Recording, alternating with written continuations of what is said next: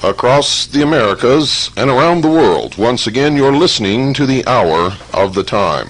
I'm your host, William Cooper, and in studio is Carolyn Nelson. Folks, I'm going to be on a little investigative trip here for the next week, and while I'm going, you're going to hear reruns on both time slots. Those of you listening now have probably never heard these episodes of the Hour of the Time, and you should always listen to this broadcast with a pad of paper and a pencil or pen by your side. Never, ever make the mistake of sitting down without a pad of paper and a pen or pencil to listen to the Hour of the Time. We have very short patience around here for people who do not follow directions. So if you call up and want us to recount the show for you because you didn't have your pad of paper and your pencil, I'm sorry, we don't have time to do that. We're very, very busy here. So make sure you get it the first time. If you miss a telephone number because we only say it once, that's okay. Now, I want you all to remember and try to catch both broadcasts each day, simply because they're not the same, ever. What's broadcast in this time slot, 5 p.m. Pacific, 6 Mountain, 7 Central, and 8 p.m. Eastern Standard Time, is not the same information that is broadcast during the later time slot, which is 9 Pacific, 10 Mountain, 11 Central, and midnight Eastern Standard Time. Tonight's show is important, for it verifies everything that I've been telling you in the Mystery Babylon series, which we have done 31 episodes of, and we have included The Dawn of Man, which ran prior to the production of the Mystery Babylon series, in any orders for this series. So that actually makes 32 tapes, but tonight's episode will be episode number 32 of the series known as Mystery Babylon. Don't go away, folks. You need to know what you're going to hear tonight. For those of you who don't believe that those who call themselves illumined, the only truly mature minds in this world, and thus are the only ones capable of deciding the future or of ruling the rest of us, those of you who don't believe these people have infiltrated all levels of our society, our government, our military, our law enforcement, I want you to listen carefully to what I'm going to read you. I am going to quote verbatim an article which appeared in the newsletter called Aid and Abet Police Newsletter, Volume 2, Constitutional Issues for Lawmen, Number 1, Volume 2, Number 1. That's Aid and Abet Police Newsletter. Now, this letter, according to the editor of this newsletter, was written by a police chief. Here he uses a pseudonym, so he says, so that the police chief's identity is not revealed. However, as you will find out if you have listened to our series on Mystery Babylon, this is not just a police chief. This is a highly degreed member of the Masonic Lodge. And he gives himself away with his symbology. For at the end of his article, he signs it, quote, "So mote it be," unquote. Aid and Abet is put out by Officer Jack McLam, who has been written up as one of the best police officers ever produced by the state of Arizona. We neither endorse him nor do we condemn him. As far as CAGI is concerned, our vote is not in yet on this organization. We know that in order to bring about the New World Order, they need to identify everyone who will uphold the real law, the Constitution, the supreme law of the land. They need to identify those people and get them out of positions of authority, and if necessary, take them out of society completely. There are organizations which exist solely for the purpose of identifying those people in government, those people in the patriot community, those police officers serving in police organizations who would ultimately support the Constitution and the Bill of Rights against any effort to destroy it. Aid and abet may be one of these means. We do not know that for certain. But if you listen to this letter, because it's signed with a pseudonym, may not be from a police chief at all, but may be from those who control aid and abet to tell the police officers what is expected of them in the New World Order. Again, we do not know this to be true, but we have discovered, ladies and gentlemen, in our investigations that those who oppose us, who would destroy us, use the Hegelian dialectic of political conflict resolution. They control both sides of every issue. They set in motion methods and means to identify their enemy and destroy their enemy before their enemy can hurt them. And that's why we have been on the losing end for literally thousands of years with these people. I now quote from this newsletter. To the question of, do some judges, prosecutors, and police officers today commit dishonest acts to put criminals away? I answer an unequivocal yes. But it is hoped that it is not done without just cause. True immorality exists only when the cause is not just. Notice how they've turned the definition of morality around. And he goes on, after more than 20 years of service to my fellow Americans, I realize what reality is. The truth is that today many judges, attorneys, police officials, and officers are devotees of the religion of secular humanism, myself included. Some of our members, mainly out of fear, will not admit that SH is a religion, that secular humanism is a religion. They are apprehensive that we might be treated as the so-called Christians have been treated under the doctrine of separation of church and state. Such fear might be well founded if this were 15 to 20 years ago. Not so today. Reason being, colleagues of our faith are, for the most part, in control of the agencies and organizations such as the ACLU, ABA, Justice Department, etc., that would normally protest such cases. Although this may at first seem unfair, it is not. But allow me to proceed, and I believe you will come to full understanding of this and many other important facts. My feelings are that it is time we shepherds open the eyes of our flock and further sort out those we cannot take with us into the 21st century. I'm going to pause here. In case you don't understand exactly what this man just said, I'm going to read this paragraph again to you. Remember, this is purported to be a police chief writing under a pseudonym to the police newsletter called Aid and Abet. Listen very carefully, ladies and gentlemen, and you'll see when I've labeled you sheeple, I have not been incorrect.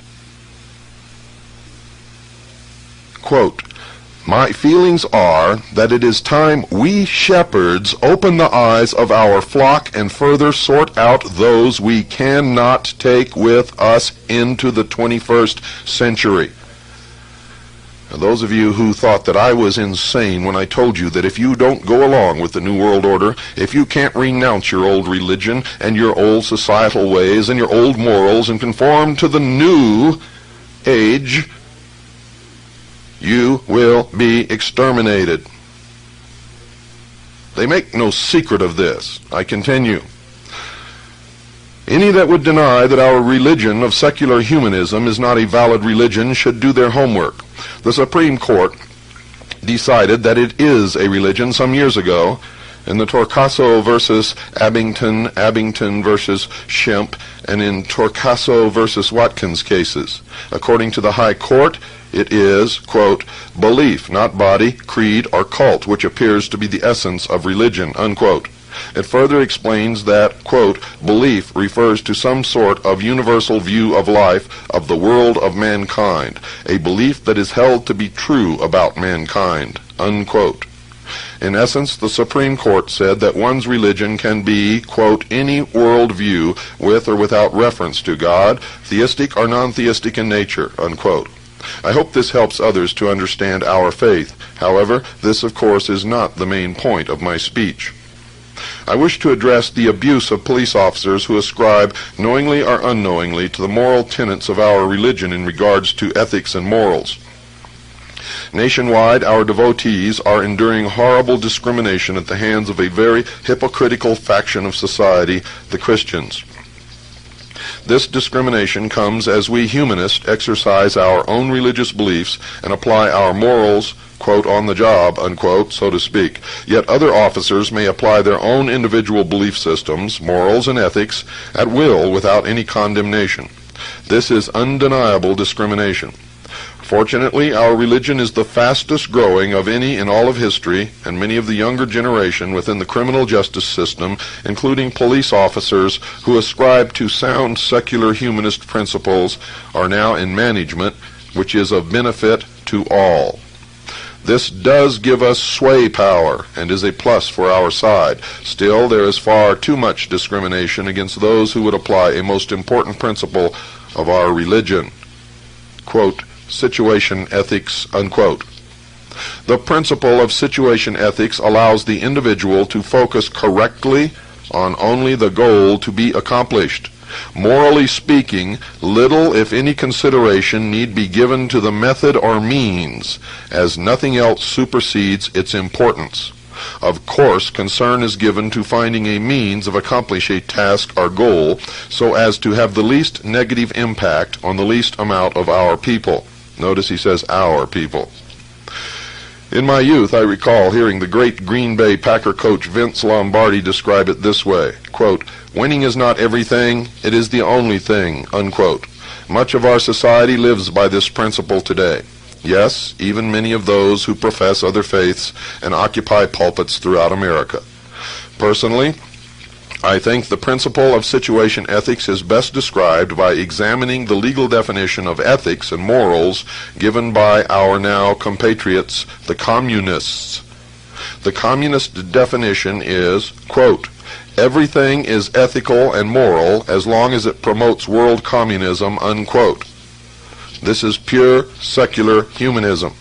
We can learn much, incidentally, about total commitment from the communists. The Marxists have, out of pragmatic necessity, expurgated a minimum of 90 million people in the pursuit of man's noblest mission, world peace. What intelligent person could call immoral any means used to accomplish this all-important goal? Do you think this guy's playing with a full load of bricks here? I don't. And he continues, in our great humanist manifestos, signed in 1933 and 1973, we explain our moral creed, which is very much the same as the Marxist creed, yet set forth in much more palatable and tactful terms. Here is a brief summation of our beliefs regarding ethics and truth. Ethics. Moral values derive their source from human experience. Ethics is autonomous and situational, needing no theological or ideological sanction. Ethics stems from human need and interest. To deny this distorts the whole basis of life. We strive for the good life here and now. And that's from the Humanist Manifesto 2, written and signed in 1973. Authority and truth.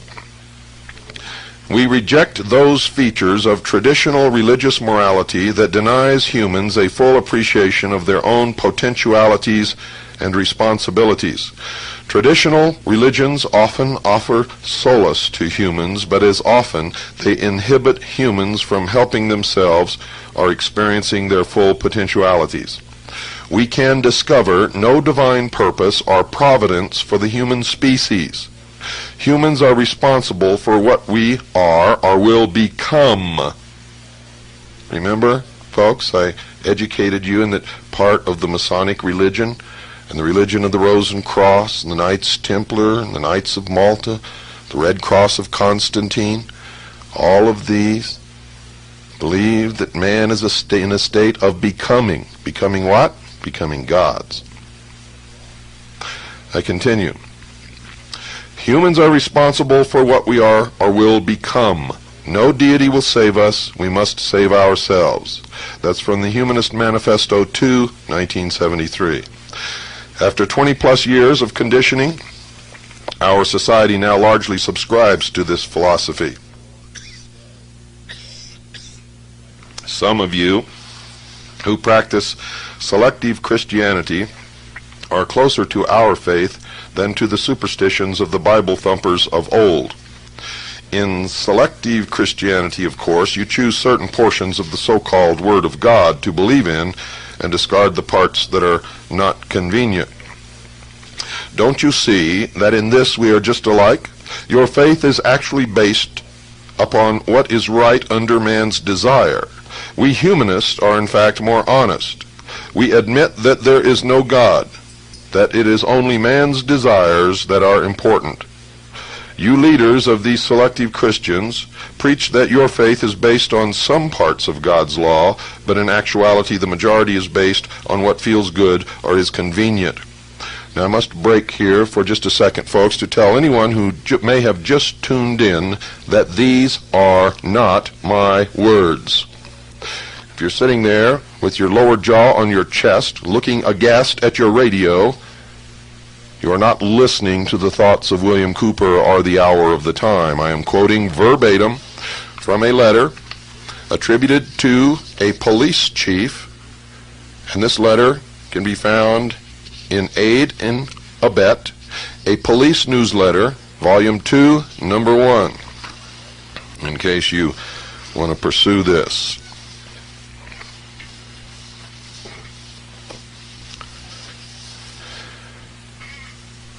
Quite obviously, I'm continuing now, quite obviously, America's government now operates under the guiding principles of humanism. Deception, lying, cheating, stealing, killing is all moral if it promotes the attainment of our essential goals. This is true righteousness. Folks, I got to stop right here and tell you this is true bullshit. This is deception at its worst. For these people are actually believing that wrong is right and right is wrong. And that is exactly what we were warned about in these days. And that is what I warned you about in my book, Behold a Pale Horse. And I told you years ago that the belief of these people is that the ends justify the means, whatever they might be. If they must kill 2 billion people to make their dream come true, they will do it. Mark my words, they will do it. A prime example, I continue now, a prime example can be seen in the recent war against Iraq. Over 250,000 have lost their lives so far, and more are dying every day, all for the attainment of a higher good, the goal of our great humanist leaders, world peace through world government. You see, the writer of this letter understood what I understood about the Gulf War. It wasn't about Iraq taking Kuwait. It was, in fact, about a new world order. George Bush even stated that. He said in our speech, his speech, I should say, our fifth goal in the Middle East is a new world order. Though I would venture to say that he stated it as his fifth goal in order not to give it too much attention in the public eye. It was actually the first goal, ladies and gentlemen. I continue. This New Age teaching is the reason why, for example, a police officer, one of secular humanist persuasion, is likely to risk his very life to save a member of society one moment, and the very next moment take the witness stand and lie in order to win an important case. This is not to be considered immoral, given the particular standard of ethics upon which such an officer bases his morality, namely, that the end justifies any means. In other words, again, the higher good principle. Many people still do not understand this. They don't understand that this is why our presidents and their staffs, members of Congress, and hosts of others with leadership roles in America, lawyers, judges, etc., lie and cheat right alongside our dedicated humanist law enforcers. To repeat, all for the greater good of society, or in effect the system. And I add outside the letter written by the chief, if it is really a chief, ladies and gentlemen, that all of these people belong to the secret societies, the ones who lie and cheat and murder. And I continue. What the masses must be made to understand and never be allowed to forget is that this is for their own good. They should know by now that those who are actually in control of our government, as Colonel Oliver North explained, truly know what is best for the people. They must also know that under the New World Order, the justice system's primary mission will be to protect the system from the masses. It is precisely in view of this that we on the inside have been obligated all along to use the system to suppress dissenters as quickly as possible before any radical anti-world government, anti-humanist group can gain the upper hand.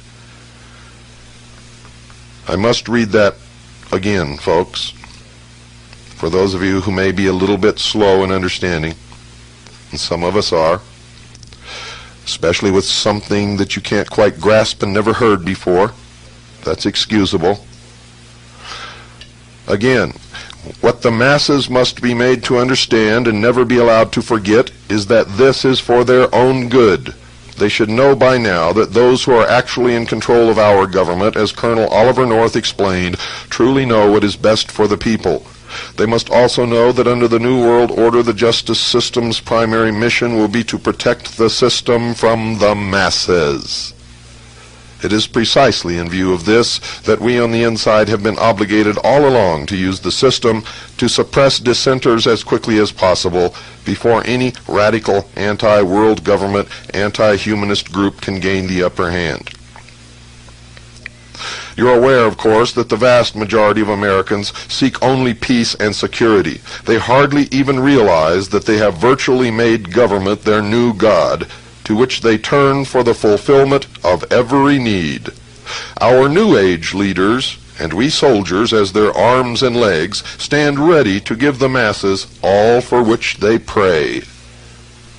And ladies and gentlemen, I, William Cooper, in the hour of the time, have warned you that if you don't wake up, if you don't change the course of the future, that you would get exactly what you want, and that you would be slaves in a new world order. You see, to revert to the state of childhood means you must have a daddy. Some daddies aren't too nice, and even the nice ones restrict your personal freedoms until you reach the age of maturity. In this case, there will be no age of maturity, I can assure you. I continue with the letter. Let me repeat, our job within the criminal justice system today is to protect the plan, the system, and punish those that our leaders decide are enemies of that system. You doubted me when I said there was a plan, ladies and gentlemen? There is the verification that there is, in fact, a plan, an ancient plan. I continue. Of course now, as with our Soviet colleagues under New Age humanist situation ethics, We are not limited in the methods we may apply to win. We can therefore proceed with unobstructed haste to make the masses safe and peaceful. Let's look again at our example of that police officer who routinely risks his life for others and yet will lie on the witness stand to help his government win some case in court. If some of you are still surprised at this, then perhaps you haven't understood what I have been trying to convey, nor have you understood what your children have learned so well over the last 20 years within the government school system. It is that we are living in a new age where man has wisely placed his trust in government instead of some superstition called the divine or God. It is the old religious morals that have caused all of our problems. A new age calls for a new belief system, a new moral code, a new religion. It is exciting to see most all of the religions of the world coming nicely together, united in preparation to serve the new world order. Remember, I told you that your religious leaders are not really on your side, and all the churches that belong to the World Council of Churches are bringing you all closer to one religion which will not resemble anything that Christ taught.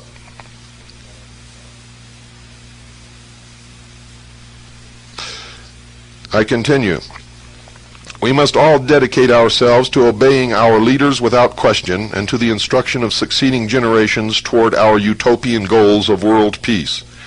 I would like to introduce you to one present-day scholar, Dr. Sidney Simon, who has been very effective and deserving of much credit.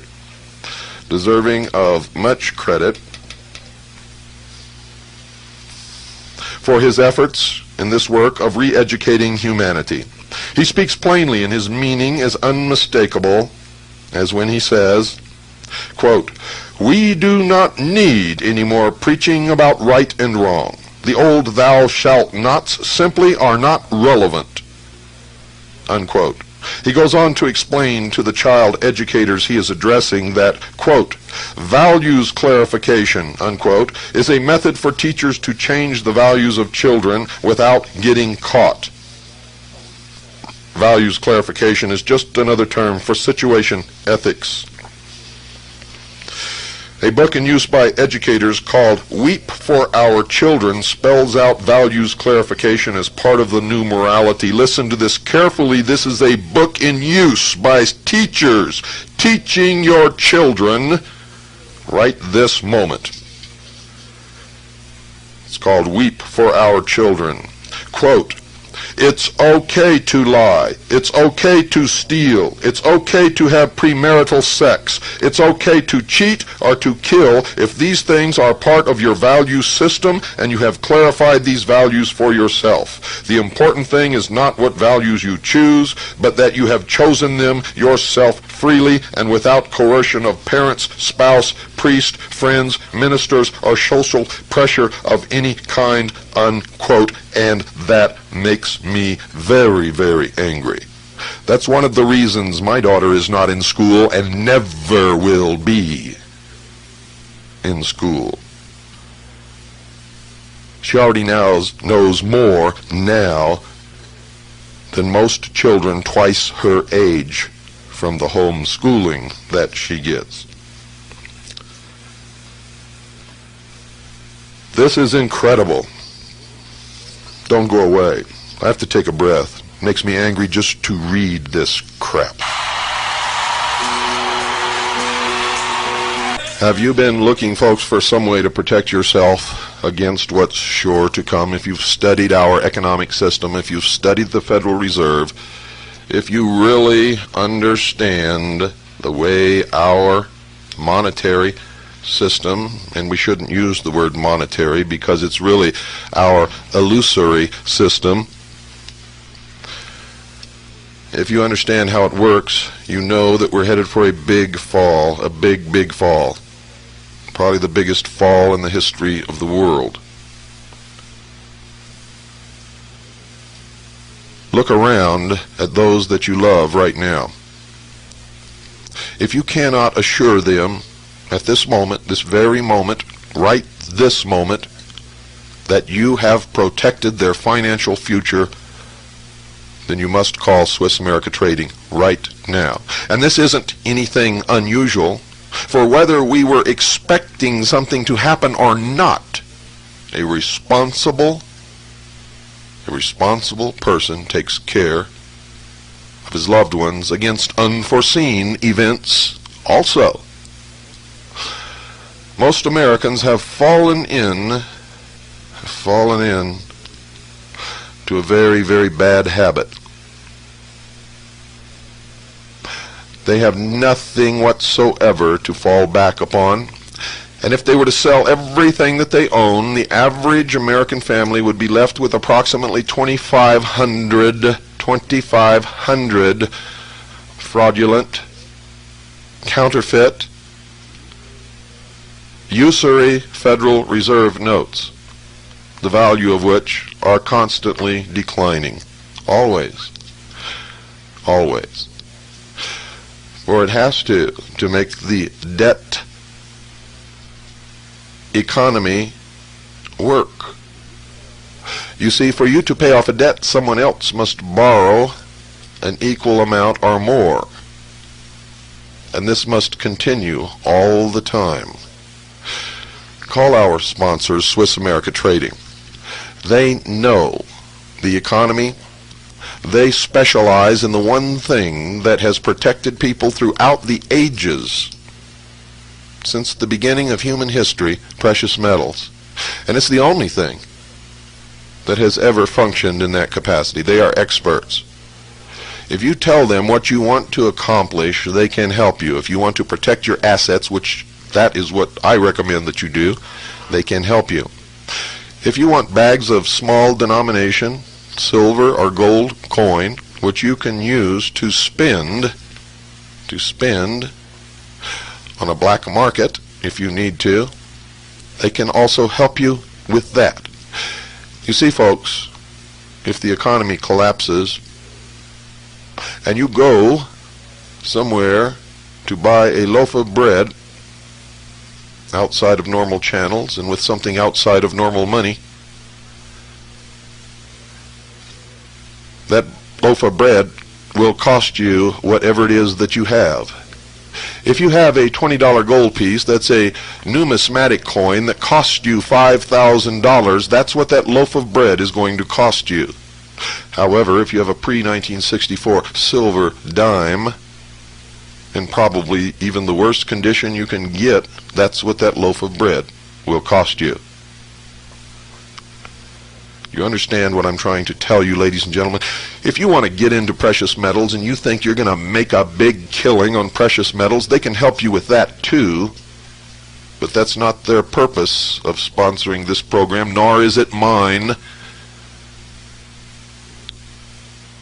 and delivering this message to you.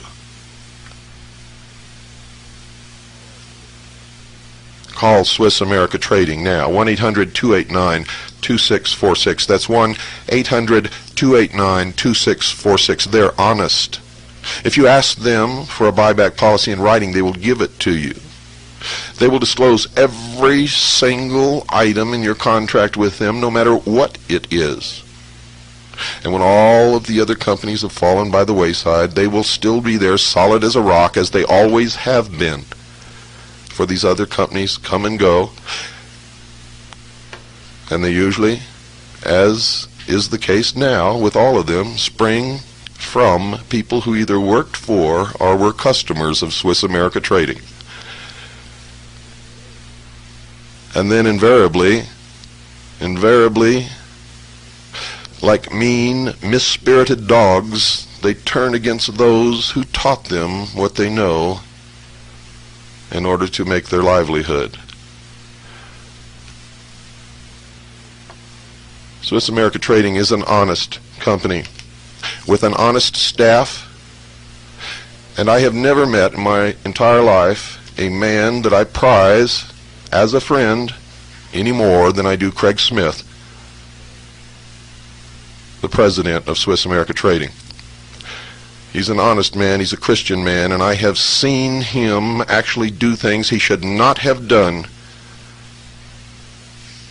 to make customers happy. My recommendation when I mediate is to stick to the terms of the contract. Whatever you agreed to, whatever they agreed to, stick to it.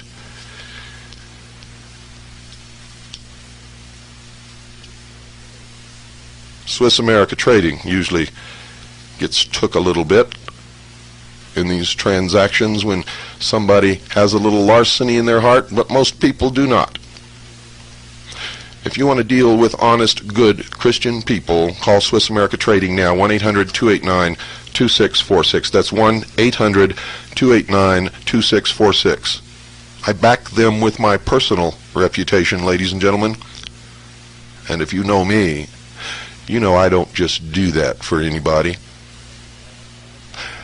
Not only that, but I do not make one single penny from Swiss America Trading. They pay for the airtime. Their checks go directly to the radio station. Not 1 cent goes into my pocket. Call them now, 1-800-289-2646. You'll be glad that you did. Ladies and gentlemen, I'm going to read the last paragraph again. I want you to hear this. Remember, this is a book in use by teachers, educators, called Weep for Our Children, and it spells out values clarification as part of the new morality.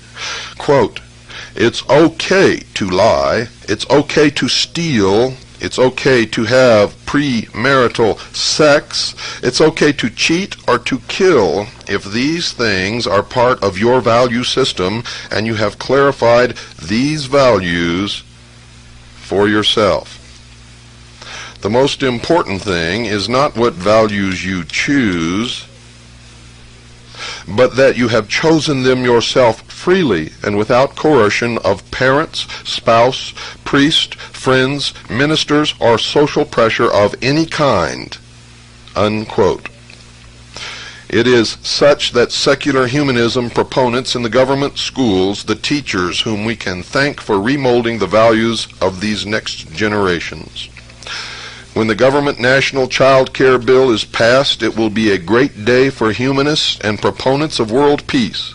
What wonders we can achieve once we have the attention of the nation's preschoolers for 6 to 9 hours a day. Look what we have already accomplished with the older age groups of America's youth. As I hinted earlier, this new society based on the deity of man will demand a new kind of law enforcer. Remember I told you? They believe that man is in a state of becoming what? A god. He says, as I hinted earlier, this new society based on the deity of man will demand a new kind of law enforcer.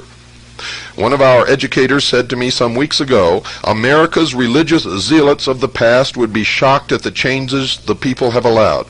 She was correct, for after all, it was James Madison that said, quote, we have staked the whole future of American civilization not upon the power of government, far from it.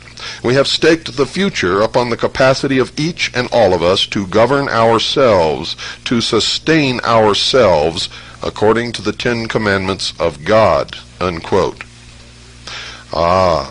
But it is a new day, and we are fast proceeding into the 21st century. Americans no longer wish to assume the responsibilities of governing themselves. Happily for them, there is a whole new generation of very dedicated leaders and enforcers in government to see that they are cared for. Let me address for a moment the question of police manpower. As the citizens relinquish out of fear more of their rights, more enforcers are required to regulate and supervise the people's activities so that they remain safe and peaceful. Who would have thought 100 years ago that the integration of fear of literally everything would have been the answer to establishing the New World Order? Credit for this innovation goes to the free thinkers of the last generation. And folks, if you think he's wrong, just look at yourselves. Look what you put up with. Look what you've allowed to happen. Look at the state our nation is in. Look at the fact that we've already lost most of the Bill of Rights, the portion of the Constitution known as the first 10 Amendments. You all file and pay income taxes which you are not required to file or pay. You do everything out of fear. And that's why you're known as the sheeple. Most of you. Not all, but most, without any doubt.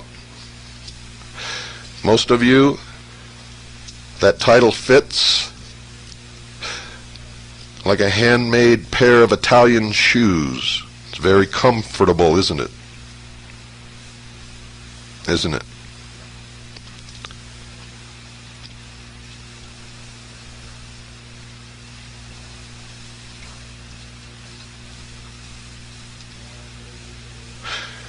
Now the older generation, known as peace officers, servants of the people, might not so readily have adopted nor fit into this new order of things. Fortunately, this has not posed too great a problem due to the fact that they are rapidly being replaced through natural attrition, in effect death or retirement. And now Hillary's running around the country, folks, wants to open a dialogue on euthanasia. Timely, isn't it? I continue. The next 7 to 8 years will see the last of them removed. At the same time, police agencies are of necessity attempting more and more to screen out before hiring those prospective officers who believe in the old religious superstitions. This is wise because these zealots will not do the things that will be required of them under the new system. Those remaining police officers who openly profess a belief system steeped on old world religious fundamentalism can be and are being phased out on any number of charges such as can be substantiated over time or with the help of a little innovation on the part of new management.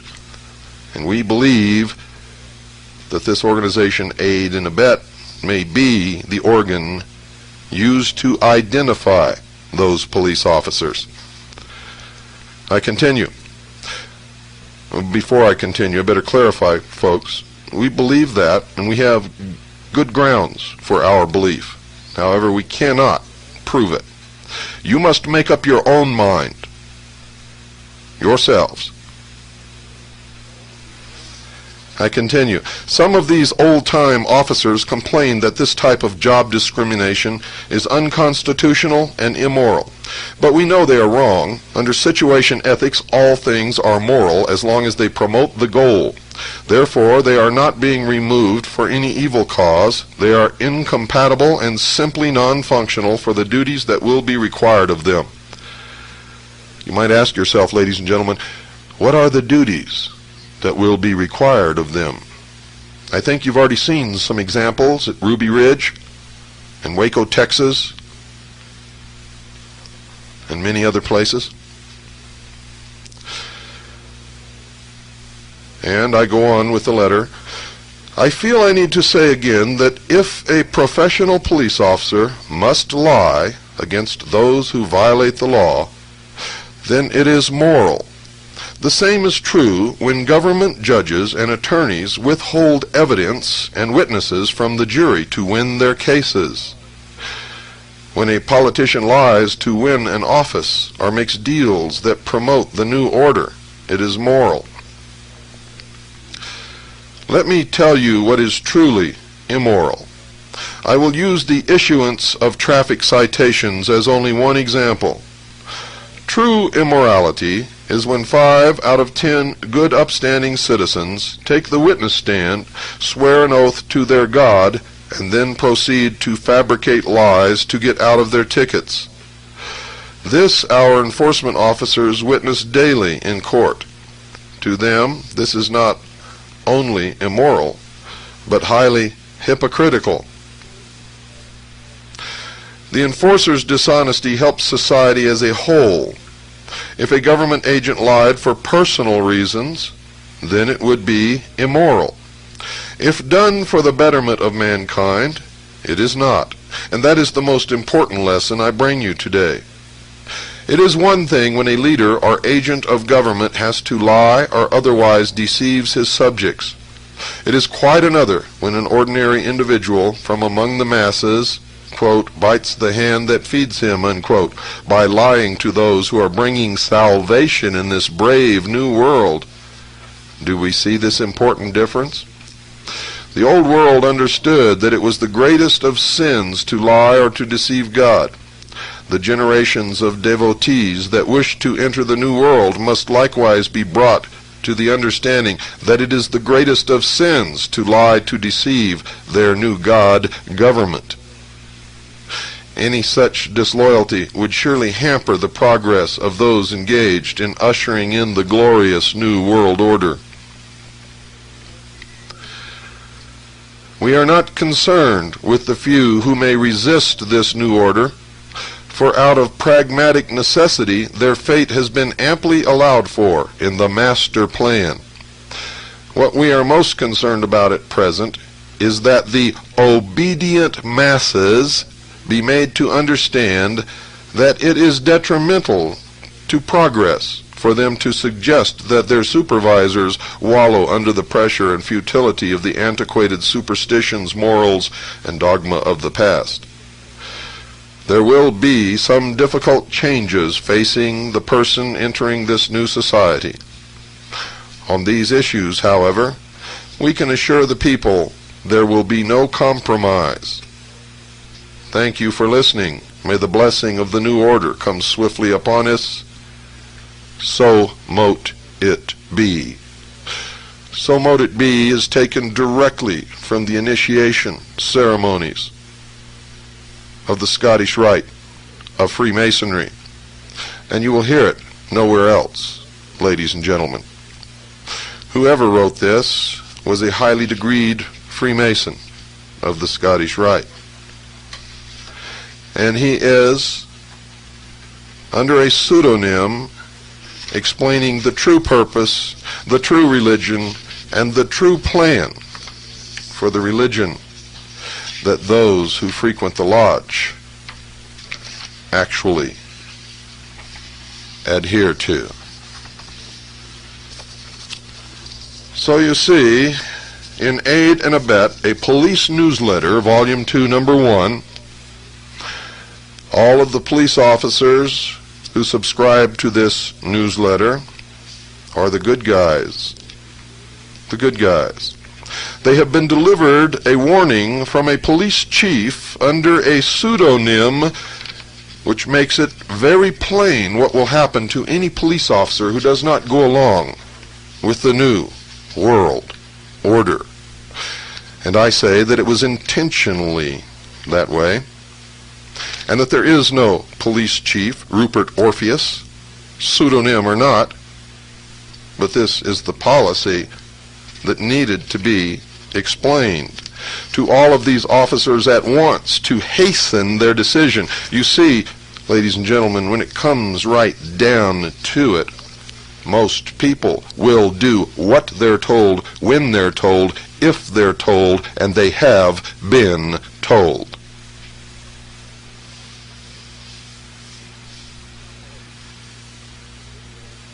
I hope that you are intelligent enough to understand what you have just heard and exactly what it means. If you are not,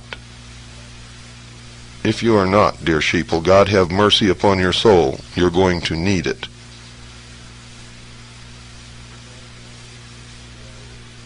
Those long-time listeners to the hour of the time, those who have been awake for quite some time, those who were never asleep, understand that there is a plan in the world that the members of the secret societies, by whatever name they call themselves to you, the profane, in their exoteric language,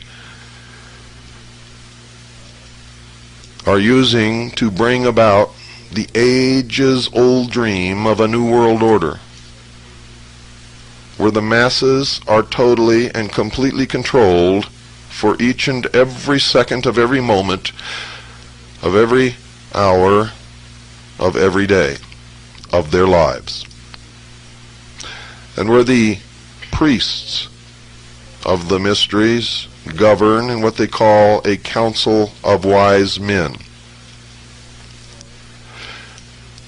The public at large will not know much about this council of wise men, for there will be at the head of this council a charismatic religious and political leader.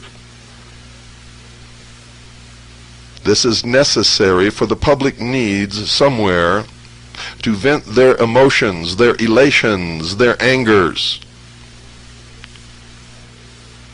And it will make no difference if they topple this leader from his throne.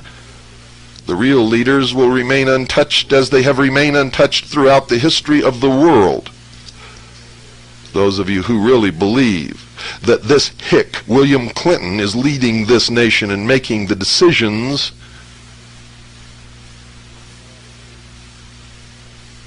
you probably, at some point within the last 24 hours, thought you were Rush Limbaugh and set on half your brain.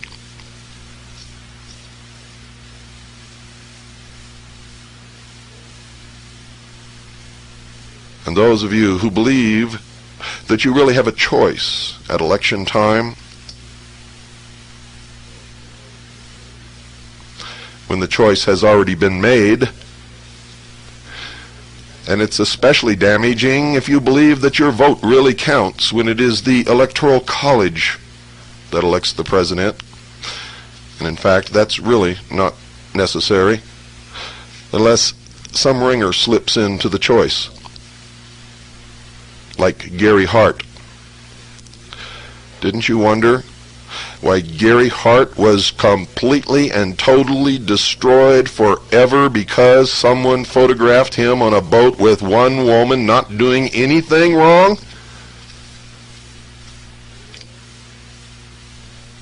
And Bill Clinton is not even tarnished.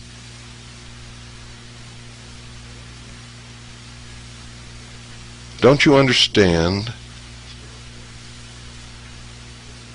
Bill Clinton is just a messenger boy.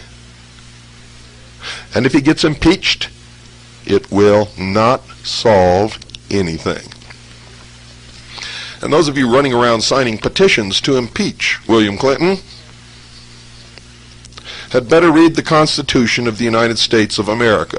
You see, you cannot impeach a president because somebody signed a petition. I don't care if 200 million Americans sign that petition. You cannot impeach William Clinton, you fools. You must prove that he has committed high crimes and misdemeanors. And you must have solid evidence. And you must have witnesses that don't die overnight. And documentation that doesn't disappear by the time next week comes along. Do you understand? Once again, they have you whirling around in circles at the end of a cul-de-sac. Good night, and God bless you all.